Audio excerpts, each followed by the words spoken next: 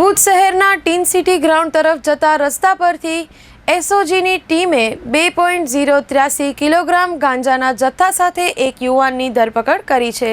આ અંગે NDPS act હેઠળ વધુ કાયદેસરની કાર્યવાહી હાથ ધરવામાં આવી છે। પ્રાપ્ત માહિતી અનુસાર એસઓજીના પોલીસ હેડ કોન્સ્ટેબલ પૃથ્વીરાજસિંહ જાડેજાને ખાનગી બાતમી મળતા ટીમે તાત્કાલિક કાર્યપદ્ધતિ અપનાવી હતી।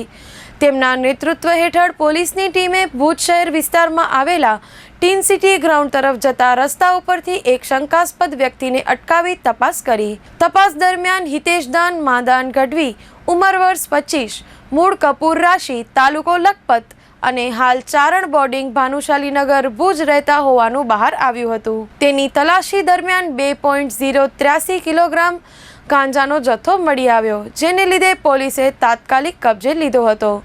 આરોપી વિરુદ્ધ એનડીપીએસ એક્ટની સંલગ્ન કલમો હેઠળ ગુનો નોંધવામાં આવ્યો છે અને વધુ તપાસ શરૂ કરવામાં આવી છે।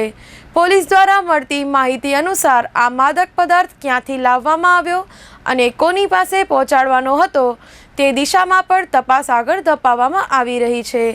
એસઓજીની ટીમની સજાગતા અને ઝડપી કાર્યવાહીથી ફરી એક વખત ભુજ શહેરમાં માદક પદાર્થોના વ્યાપારને અટકાવવાનો સફળ પ્રયાસ થયો છે।